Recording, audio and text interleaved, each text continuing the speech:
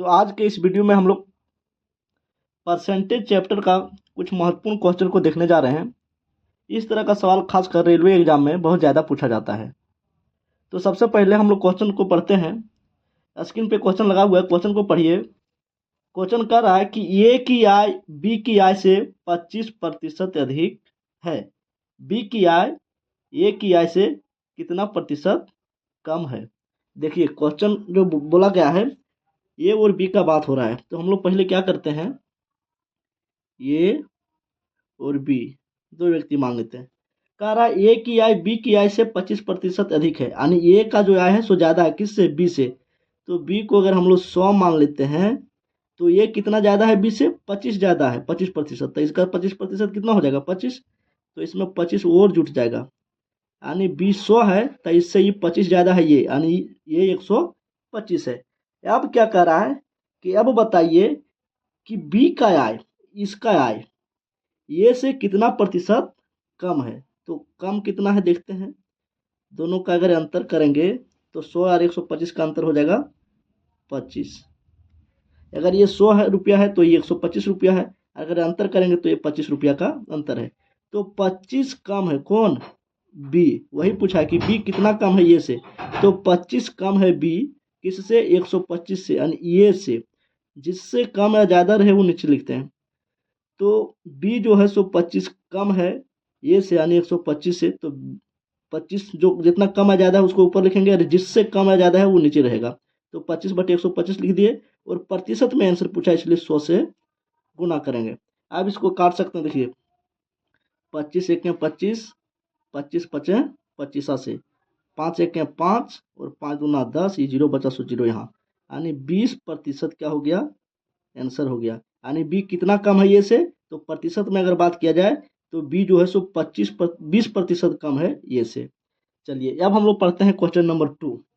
Question number 2 को भी पढ़िए। देखिए क्या बोला गया है, मोहन की आय श्याम की आय से 40% अधिक है। अब मोहन और श्याम का बात हो रहा है।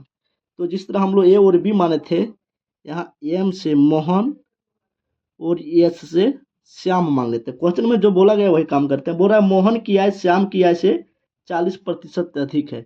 मोहन का ज़्यादा है किससे, श्याम से। तो श्याम से ज़्यादा है तो श्याम को मानना पड़ेगा 100। इसको हम लोग 100 मान लिए।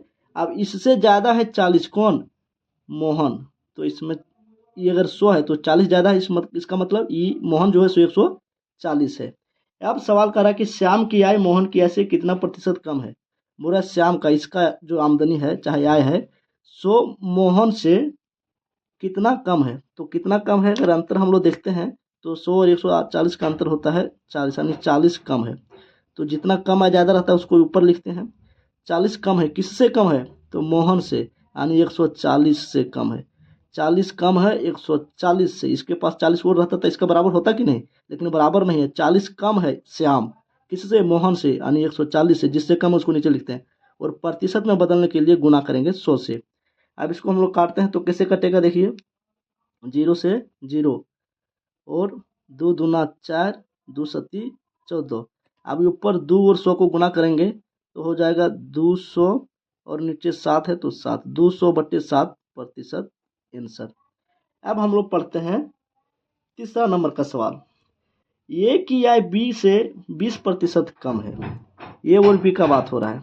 तो देखिए ये वाला क्वेश्चन नंबर 1 का सोल्यूशन है, ये वाला क्वेश्चन नंबर 2 का सोल्यूशन है, और अब जो बनाने जा रहे हैं क्वेश्चन नंबर 3 का सोल्यूशन है। क्वेश्चन नंबर 3 में बोला है ए की आय बी से 20% कम है। ए और बी का बात हो रहा है।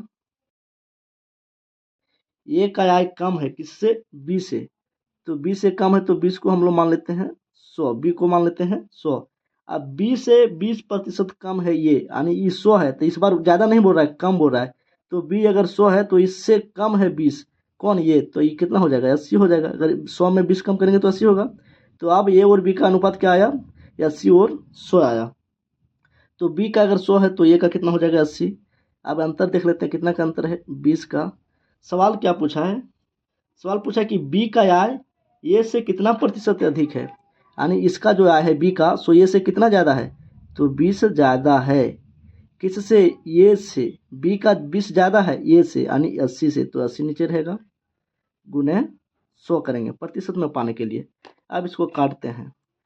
20 एके 20, 20 चौके 80, 4 एके 4, 4 दूना 8, हरी शून्य का 4 दूना 8, यहाँ बचा 2, 2 पर शून्य 20, तो 4 पचे 20।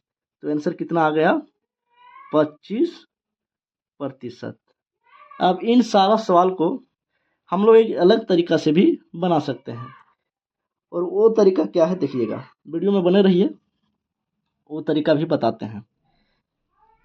चलिए, आप लोगों को कन्फ्यूजन ना हो इसके लिए पहले सबको एक ही तरीका से बताएं। अब इसका दूसरा मेथड क्या है, जैसे क्वेश्चन नंबर 1 में क्या बोला है कि ए की आय बी की आय से 25% अधिक है, तो 25% अधिक है तो लिखेंगे 25%, और 25% का फ्रैक्शन वैल्यू कितना होता है, तो 1/4 होता है।